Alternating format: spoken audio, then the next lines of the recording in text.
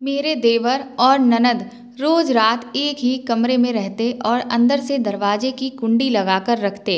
उनके कमरे से अजीब अजीब सी आवाज़ें आती, जिन्हें सुनकर मुझे बहुत अजीब लगता कि आखिर यह दोनों पूरी रात अंदर करते क्या रहते हैं और यह कैसी आवाज़ें आती रहती हैं। फिर एक दिन ये राज जानने के लिए मैं उनके कमरे में छुप गई तो उनकी हरकत को देखकर मेरे तो होश ही उड़ गए, क्योंकि वो दोनों कर रहे थे। मेरा नाम सीमा है। मेरी शादी को अभी 3 महीने ही गुजरे थे। मेरे पति एक दवा कंपनी में सिक्योरिटी गार्ड की नौकरी करते थे। उनकी नाइट ड्यूटी होती थी। मेरे ससुराल में मेरे पति, मेरी सास, एक छोटा देवर और एक ननद रहते थे। मेरा देवर हर रोज़ रात को मेरी ननद के साथ कमरे में अकेले बंद हो जाता और उसके कमरे से अजीब सी आवाज़ें आती। एक दिन मैंने उनसे ज़िद की कि मैं रात में अकेले बोर होती रहती हूँ, इसलिए मुझे भी अपने साथ अपने कमरे में लिटा लो, लेकिन उन्होंने साफ इनकार कर दिया। मैं यह देखकर हैरान थी कि वह हमेशा दरवाजे को कुंडी लगाकर ही रखते थे। मेरे पति तो सुबह ही आते थे और तब तक मैं अपने कमरे में अकेली ही होती थी। मेरा देवर और ननद दोनों ही मुझसे बहुत कम बात करते थे। देवर जब भी रात को घर वापस आता तो थोड़ी ही देर के बाद वह ननद को कमरे में बुलाकर दरवाज़ा अंदर से बंद कर लेता और उसके बाद अजीब अजीब सी आवाज़ें उनके कमरे से आना शुरू हो जाती। मुझे उनकी यह हरकत बहुत ही ज़्यादा अजीब लगती थी। भला ऐसा कौन सा काम है जो वह बंद कमरे में सबसे छुपा कर रहे हैं और जिसके लिए पूरी रात लग जाती है। कभी कभी मुझे लगता कि मैं इस बारे में अपने पति से बात करूं, लेकिन फिर मैं ये सोचकर चुप रह जाती कि मेरे पति कहीं यह ना समझें कि मैं उनके भाई बहनों से जल रही हूँ या फिर मैं उनसे शिकायत कर रही हूँ। हम लोग बहुत ही मिडिल क्लास परिवार से थे, इसीलिए छोटी छोटी ज़रूरत के लिए भी हमें पैसे जोड़ जोड़ कर ही काम चलाना पड़ता था। एक दिन जब मेरी सुबह आँख खुली तो मेरे पति ड्यूटी से वापस आ चुके थे। मैं भी जल्दी से उठकर फ्रेश हुई और किचन में जाकर उनके लिए नाश्ता लगाकर ट्रे में ले आई। तब तक मेरे पति भी उठकर हाथ मुंह धो चुके थे। मैंने कमरे में आते ही उनसे कहा, चलिए नाश्ता साथ में ही करते हैं। मेरे पति ने मुस्कुराते हुए मेरे हाथ से ट्रे ले ली। बोले, आओ मेरे पास बैठो। तभी उन्होंने देखा कि मेरे हाथ पर कुछ अजीब सी चोट लगी हुई है। वह बोले, यह चोट कैसे लगी?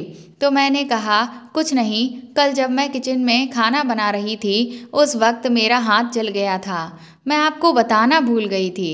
उसके बाद जब रात के खाने के बर्तन धोए तो इस पर पानी पड़ने की वजह से कई सारे छाले पड़ गए। मेरे पति ने कहा, ध्यान से काम किया करो। मैंने कहा, जी पतिदेव। मेरे पति ने कहा, तुम घर के कामों में छोटी सी मदद ले लिया करो। उनकी यह बात सुनकर मैं चुप हो गई। मैं जब उनकी इस बात का मैंने जवाब नहीं दिया तो मेरे पति कहने लगे, क्या हुआ? मैंने कहा, आपकी बहन तो ज़्यादातर अपने कमरे में ही रहती है और रात होते ही आपका भाई आ जाता है। फिर तो दोनों कमरा बंद करके ही बैठे रहते हैं। वह मुझसे बात तक नहीं करते तो मैं उनसे काम का कैसे कहूँ? उस वक्त मेरे दिल में जो बात आई मैंने साफ साफ अपने पति को बता दी। मेरे पति कुछ सोचते हुए बोले, चलो ठीक है, मैं उसे खुद ही कह दूँगा। फिर हम दोनों एक साथ बैठकर नाश्ता करने लगे। फिर मैंने किचन में आकर सारा काम निपटाया और झाड़ू पोछा भी किया।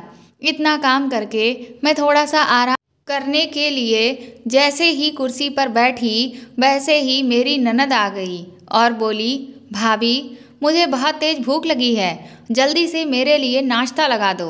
वह मुझसे इस तरह से बात करती थी जैसे वह मेरी मालकिन हो और मैं उसकी नौकरानी। मुझे शुरुआत से ही उसका व्यवहार बिल्कुल भी अच्छा नहीं लगता था, लेकिन आखिर मैं इस बारे में किसी से क्या कह सकती थी, क्योंकि अगर मैं अपनी सास से कहती तो वह कहती कि मेरी बेटी की शिकायतें लगा रही है और मैं नहीं चाहती थी कि घर का माहौल ख़राब हो, इसीलिए मैं चुप ही रहती थी। मैं चुपचाप किचन में गई और नाश्ता लगाकर ननद को दे दिया। तब तक मेरा देवर भी उठकर आ गया। फिर मैंने उसे भी नाश्ता दिया और मैं अपने कमरे में आ गई। मैं अपने देवर के सामने बहुत कम ही जाया करती थी, क्योंकि वह बहुत ही अजीब तरह की नज़रों से मुझे देखा करता था। मेरे हाथ में अब बहुत तेज़ दर्द उठ रहा था, जिसके कारण मेरी आंखों में आंसू आ गए। तभी मेरे पति की आंख खुल गई और उन्होंने मेरी फिक्र करते हुए मुझसे पूछा, क्या हुआ सीमा? मैंने अपने आंसू पोंछते हुए कहा, कुछ नहीं, बस वह किचन में काम कर रही थी तो हाथ पर पानी लगने की वजह से दर्द होने लगा। मेरे पति बोले, मैंने तुमसे कहा था ना कि तुम छोटी से काम के लिए कह देना। फिर उन्होंने मुझसे कहा, चलो जल्दी से तैयार हो जाओ, मैं तुम्हें डॉक्टर को दिखाकर आता हूँ। कुछ देर के बाद हम डॉक्टर के यहाँ से हाथ में पट्टी कराकर और दवाई लेकर वापस लौट आए। जब मैं वापस लौटी तो घर वैसा का वैसा ही पड़ा हुआ था। खाने के जो बर्तन थे वह अभी भी हॉल में टेबल पर ही रखे हुए थे। ये देखकर मुझे बहुत गुस्सा आया, लेकिन मैं खामोश रही। तभी मेरे पति ने कुर्सी पर बैठते हुए पूछा, ये बर्तन अभी तक यहीं पर क्यों रखे हुए हैं? मैंने कहा, डॉक्टर के पास जाने से पहले आपके भाई बहन ने नाश्ता किया था और वह बर्तन यहाँ ऐसे ही छोड़कर चले गए। रुकिए, मैं अभी उठाकर रख देती हूँ। और तभी मैं बर्तन समेट कर रखने लगी। मेरे पति ने कहा, तुम यह सब रहने दो, तुम्हें डॉक्टर ने आराम करने को बोला है। अगर तुम अपना हाथ ज़्यादा चलाओगी तो घाव जल्दी नहीं भरेगा। फिर उन्होंने मुझसे कहा, तुम अपने कमरे में जाओ। मेरे पति ने अपनी बहन को आवाज़ दी, छोटी यहाँ आओ। मेरी ननद अपने फ़ोन में कुछ काम कर रही थी। पति के बुलाने से उसे डिस्टर्ब हुआ, इसलिए वह थोड़े तीखे लहजे में बोली, क्या हुआ भाई? तो मेरे पति ने कहा, ये बर्तन समेट कर किचन में ले जाओ और इन्हें धोकर भी रख देना। उसने गुस्से से अपने भाई की तरफ देखा तो मेरे पति ने कहा, इतना हैरान होने की कोई बात नहीं है, तुमने खाया है तो धोकर भी रख सकती हो। मेरी ननद और देवर दोनों अपनी ही दुनिया में मगन रहते थे। उन्हें किसी से कोई मतलब नहीं था और ना ही उन्हें बात करने की तमीज़ थी। जबकि अगर मैं उन दोनों की तुलना में अपने पति को देखूं तो वह बहुत ही तमीज़ से और अच्छे से पेश आते थे। मुझे तो ऐसा लगता था कि जैसे मेरे पति इन लोगों के सगे भाई ही नहीं हैं। अभी मैं कुछ दिनों से ये नोटिस कर रही थी कि अचानक से मेरी ननद और देवर खूब सारी शॉपिंग करने लगे थे। मुझे ये समझ नहीं आ रहा था कि इन लोगों के पास इतने पैसे कहाँ से आ गए, जबकि वैसे तो घर में खाने पीने की चीज़ें लाने के लिए ही ठीक से पैसे नहीं बच पा रहे थे। लेकिन क्योंकि वह किसी बात का सीधा जवाब ही नहीं देते थे, इस कारण मैंने उनसे कुछ भी नहीं पूछा। और मेरे पति तो सुबह आते थे और फिर पूरा दिन उनका सोने में ही निकलता था, जिस वजह से वह भी उनकी किसी भी करतूत पर कोई ध्यान नहीं दे पा रहे थे। बाकी मेरी सास को तो कोई मतलब ही नहीं था कि उनके यह दोनों बच्चे क्या गुल खिलाते रहते हैं। शाम को मेरे पति के टोकने की वजह से पूरा खाना मेरी ननद ही बना रही थी। मैं हॉल में कुर्सी पर बैठी हुई थी कि तभी दरवाजे पर दस्तक हुई। मैंने दरवाज़ा खोला तो सामने मेरा देवर था। उसने घर में दाखिल होते ही मेरी ननद को पुकारा और उसके कमरे में चला गया। जब उसने देखा कि मेरी ननद अपने कमरे में नहीं है तो वह उसे ज़ोर ज़ोर से आवाज़ देने लगा। उसके बाद मेरी ननद ने कहा कि मैं यहाँ किचन में हूँ, यहीं आ जाओ। और फिर दोनों जाने क्या धीरे धीरे आपस में बातें करने लगे। मुझे उनकी आवाज़ तो साफ सुनाई दे रही थी, लेकिन वह क्या बात कर रहे थे यह समझ नहीं आ रहा था। उसके बाद मेरे देवर का फ़ोन बजने लगा और वह बात करते हुए घर से बाहर निकल गया। फिर 1-2 घंटे के बाद ही मेरा देवर फिर से वापस आ गया और उसने ननद से कहा कि खाना प्लेट में लगाकर अपने कमरे में ही ले चलो। और फिर दोनों कमरे के अंदर चले गए और हमेशा की तरह उन्होंने फिर से अंदर से कुंडी लगा ली। मुझे उनका यह व्यवहार समझ ही नहीं आता था कि आखिर यह दोनों पूरी रात एक कमरे में बंद होकर ऐसा क्या करते रहते हैं। रात में मुझे नींद नहीं आ रही थी, इसलिए मैं कमरे में चक्कर काट रही थी।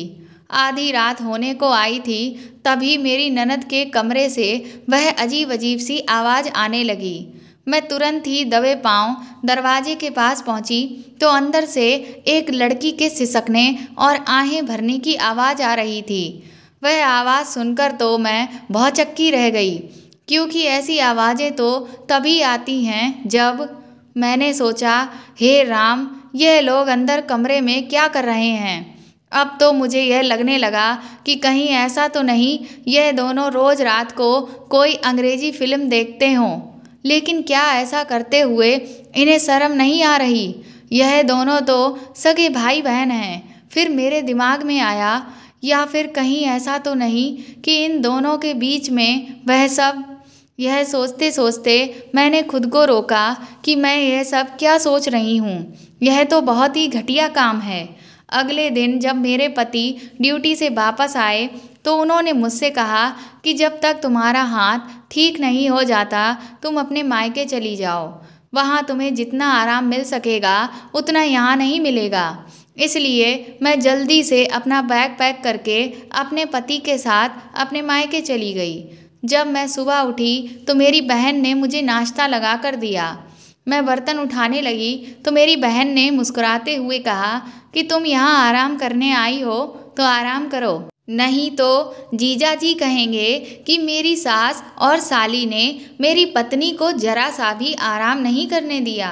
थोड़ी ही देर के बाद मेरी एक सहेली मुझसे मिलने के लिए आ गई। उसे जैसे ही मेरे आने की खबर मिली वह मुझसे मिलने दौड़ी चली आई और उसने मुझे गले से लगा लिया और बोली, कैसी हो सीमा। मैंने कहा, मैं बिल्कुल ठीक हूँ, तुम सुनाओ। उसने कहा, मैं भी ठीक हूँ। फिर वह मुझसे मुंह बनाते हुए बोली, तुम तो मुझे बिल्कुल भूल ही गई हो। मैंने कहा, बस यार क्या बताऊँ, शादी के बाद इंसान घर की जिम्मेदारियों में इस तरह से बंध जाता है कि उसे और किसी चीज़ का ख्याल ही नहीं आता। फिर उसके बाद वह बोली, और दूल्हे राजा कैसे हैं। तो मैंने कहा, वह बहुत अच्छे हैं। मेरा हाथ जल गया था और इसीलिए उन्होंने मुझे अपने मायके आराम करने के लिए भेज दिया।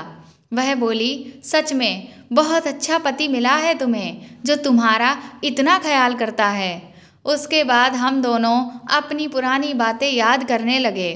मेरी दोस्त ने मुझसे कहा कि तुम्हें हमारे गांव की रेनू आंटी याद हैं, जिन्होंने अपने पति की मौत के बाद गांव के डाकिया चाचा से शादी कर ली थी। मैंने कहा, हाँ याद है मुझे, क्यों, क्या हुआ। तो मेरी दोस्त ने बताया कि रेनू आंटी ने जब डाकिया चाचा से शादी की थी तो डाकिया चाचा का पहले से ही एक बेटा था जो अक्सर दूसरों से लड़ाई झगड़ा करता रहता था। मैंने कहा, हाँ मैंने भी उसके बारे में बहुत सुन रखा है। फिर वह बोली, अभी कुछ दिन पहले क्या हुआ तुम्हें पता चला। मैंने कहा, नहीं तो। वह बोली, रेनू आंटी उस लड़के के कमरे में अचानक चली गईं तो उन्होंने देखा कि वह अपने मोबाइल पर कुछ लड़कियों के गलत सलत वीडियो देख रहा था। उस लड़के को जैसे ही पता चला कि रेनू आंटी ने उसे देख लिया है तो उनसे डरने की जगह वह उल्टा उन्हीं को धमकाने लगा कि अगर उन्होंने ये बात किसी को भी बताई तो उनके साथ वह बहुत बुरा करेगा। लेकिन इसके बावजूद भी रेनू आंटी ने डाकिया चाचा को सब कुछ बता दिया। उन्होंने अपने बेटे को बहुत पीटा, जिसकी वजह से उनका लड़का गुस्से में घर छोड़कर भाग गया। लेकिन वह बदले की आग में जल भुन रहा था। एक दिन जब रेनू आंटी बाजार गई हुई थी तो रेनू आंटी को अपने पहले पति से जो बेटी थी उस लड़के ने अकेले में मौका पाकर उसे पकड़कर उसके साथ गलत काम कर दिया। इस हरकत का उनकी बेटी पर इतना गहरा असर हुआ कि वह सदमे से पागल हो गई। वह लड़का तो तभी से फरार है। बेचारी रेनू आंटी बहुत रोती रहती हैं। अपनी दोस्त की यह सारी बातें सुनकर मैं तो हैरान रह गई थी। उसके बाद मेरी दोस्त तो वापस अपने घर चली गई, लेकिन मेरे दिमाग में यही सब बातें पूरी रात चलती रहीं। मुझे रेनू आंटी के लिए बहुत बुरा लग रहा था, क्योंकि जवान बेटी का पागल होना किसी भी माँ के लिए बहुत बड़ी दुख की बात थी। कुछ दिनों के बाद ही मेरे पति मुझे वापस ससुराल लेकर चले आए। मेरा हाथ भी अब ठीक हो चुका था। रात को जब मेरे पति नाइट ड्यूटी पर चले गए, उसके बाद मैं किचन में अपने लिए कॉफ़ी बनाने के लिए गई। तभी मुझे मेरी ननद के कमरे से कुछ अजीब सी आवाज़ सुनाई दी। मैं एक बार फिर से कान लगाकर सुनने की कोशिश करने लगी। आज भी किसी लड़की की उसी तरह की आवाज़ आ रही थी। मुझे समझ नहीं आ रहा था कि आखिर यह सब हो क्या रहा है। तभी अचानक से मेरे पैर के पास एक कॉकरोच आ गया, जिसके कारण मैं बुरी तरह से घबरा गई और चीखने लगी और मेरे देवर और ननद कमरे के बाहर आ गए। मेरा देवर मुझ पर जोर से चिल्लाया कि आप यहाँ पर क्या कर रही हैं? तो मैंने कहा, कुछ नहीं, मैं तो बस कॉफ़ी बनाने आई थी, वही लेकर जा रही थी और अचानक मेरे पैर पर कॉकरोच आ गया, इसलिए मैं डर गई। मैंने उनके कमरे में अंदर झांक कर देखा तो पूरा बिस्तर अजीब सा उथल पुथल था। मुझे देखकर वह दोनों भी बुरी तरह से घबरा गए। मेरा देवर मुझसे बोला, अब आप यहाँ खड़ी क्यों हैं? जाइए अपने कमरे में। और फिर उन्होंने मेरे मुंह पर ही दरवाज़ा बंद कर दिया। मैंने सोचा कितने बदतमीज़ हैं ये दोनों, और मैं बड़बड़ाती हुई अपने कमरे में आ गई। उसके बाद जब मैं सोने के लिए लेटी, तभी मेरी सहेली की बात मेरे दिमाग में घूमने लगी। मैंने सोचा कहीं ऐसा तो नहीं कि यह लोग भी कोई गंदी वीडियो अकेले में बैठकर देखते हों, इसीलिए उनके कमरे से इस तरह की आवाज़ें आती हैं, या फिर यह सब मेरा वहम है। अब मेरे दिल में बहुत सारे सवाल आ गए थे। मुझे समझ ही नहीं आ रहा था कि मैं क्या करूं। यह सब सोचते सोचते मेरे सर में दर्द होने लगा। मैंने नींद की दवा ली और सो गई। सुबह मैं जल्दी जल्दी किचन में आकर नाश्ता बनाने लगी। मैंने सोचा इससे पहले कि मेरे पति सोकर उठ जाएं, मैं नाश्ता बनाकर तैयार कर देती हूँ। तभी मैंने देखा कि सुबह सुबह मेरे देवर और ननद तैयार होकर एक अच्छी सी गाड़ी में बैठकर कहीं चले गए। अब तो मुझे अजीब सा शक होने लगा कि ये दोनों इतनी अच्छी गाड़ी में बैठकर आखिर कहाँ जा रहे हैं। थोड़ी देर के बाद मेरे पति उठ गए तो मैं उनके लिए नाश्ता लगा लाई, लेकिन मेरे दिमाग में अभी भी वही सब बातें घूम रही थीं। मेरे पति ने मुझसे पूछा, किस सोच में डूबी हुई हो? मैंने सोचा कि क्या मैं इन्हें सारी बातें बता दूं, लेकिन फिर मैंने सोचा कि कहीं यह मेरा वहम हुआ तो मेरे पति मेरे बारे में क्या सोचेंगे कि मैं उनके भाई बहन के बारे में कितना गलत सोच रही हूँ। इसलिए सबसे पहले मुझे खुद से सारी सच्चाई पता करनी होगी, उसके बाद ही मैं किसी से कुछ कहूँगी। मैंने उनसे कहा, कुछ नहीं, बस ऐसे ही आप नाश्ता कर लीजिए। शाम को मेरे पति अपनी ड्यूटी के लिए निकल गए। मैंने देखा कि मेरे देवर और ननद सुबह के गए हुए अभी तक वापस ही नहीं आए थे। मैंने सोचा इससे अच्छा मौका मुझे फिर कभी नहीं मिलेगा। मैं उनके कमरे में पहले से ही छुपकर बैठ जाती हूँ, क्योंकि अब मुझे सारी सच्चाई हर हाल में जाननी थी। लेकिन मैंने सोचा कि अगर मुझे सच्चाई पता चल भी गई तो मैं इस बात को अपने पति के सामने साबित कैसे करूँगी। इसलिए मैंने अपना फ़ोन भी ले लिया। मैंने सोचा मैं जो कुछ भी उन लोगों के कमरे में देखूंगी उसकी वीडियो रिकॉर्ड कर लूँगी, ताकि सारे सबूत मैं अपने पति के सामने सही से पेश कर सकूं और वह मेरी बात पर यकीन कर सकें। मैं उनके कमरे में गई और चुपचाप बक्से के पीछे बैठ गई। बक्से के ऊपर भी बहुत सारा सामान था और उस पर भी बहुत बड़ा कपड़ा पड़ा था, जिसकी वजह से कोई मुझे देख नहीं सकता था। कुछ ही देर के बाद मेरे देवर और ननद कमरे में आ गए और हमेशा की तरह उन्होंने दरवाजे पर कुंडी लगा ली। मैं चुपचाप बैठी हुई थी। फिर मेरे देवर ने अपनी जेब से फ़ोन निकाला और बिस्तर के नीचे से एक लैपटॉप निकाला।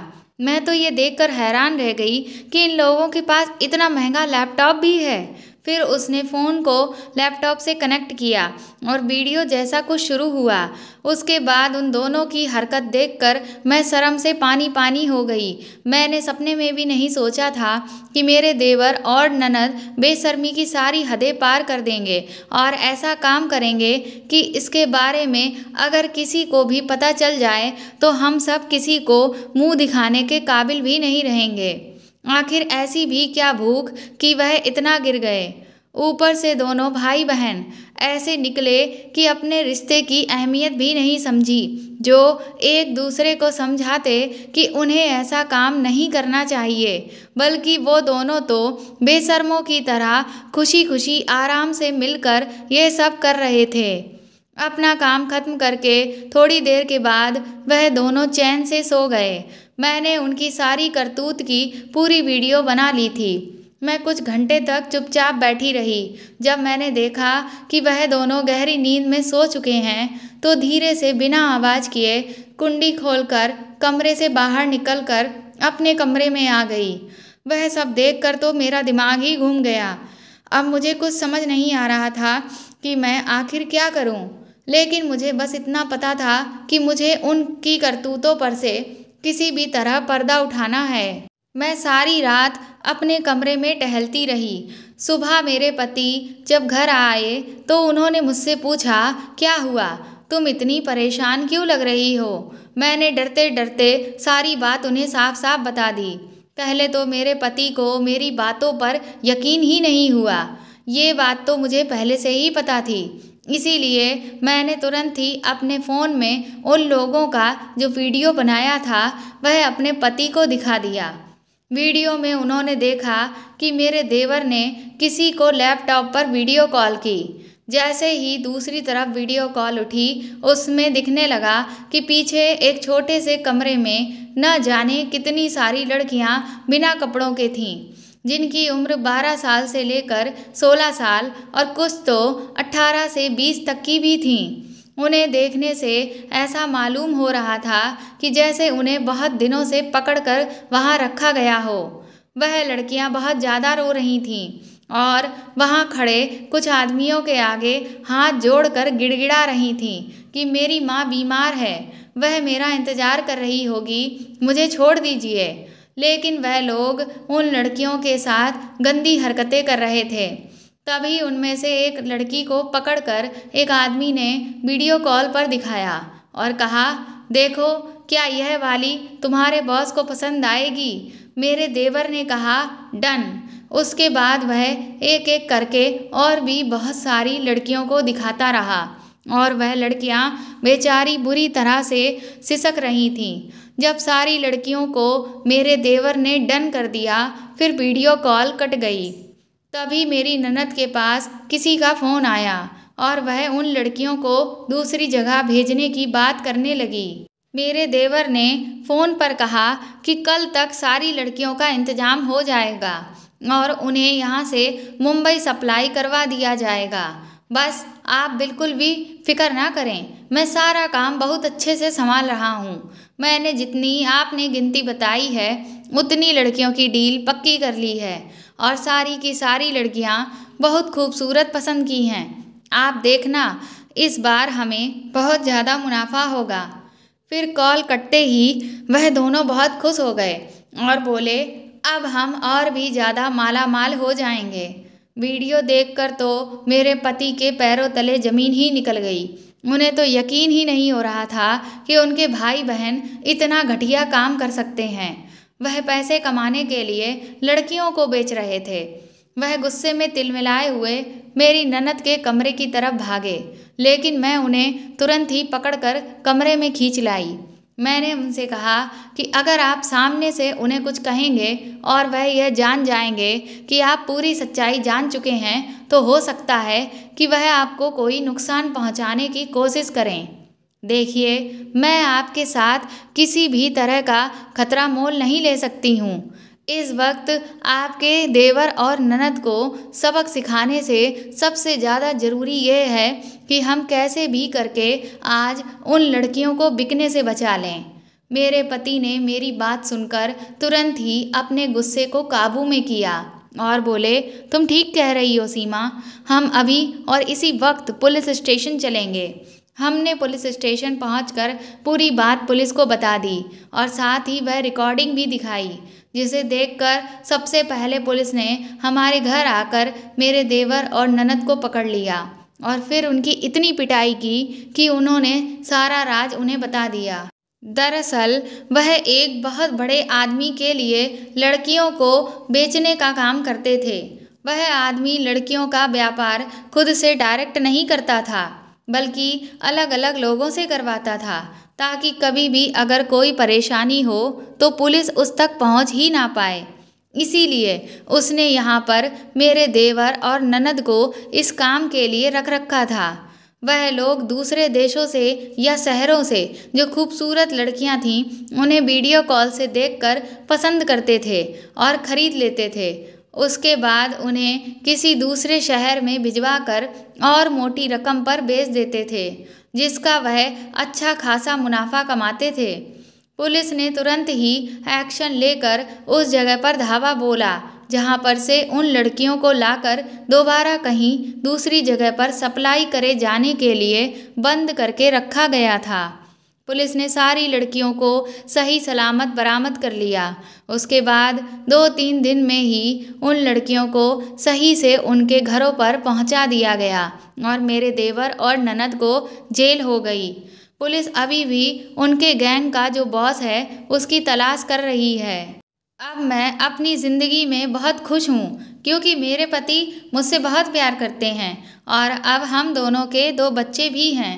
मेरे पति ने सच का साथ दिया, जिसकी वजह से मेरे देवर और ननद आज अपने किए की सज़ा भुगत रहे हैं।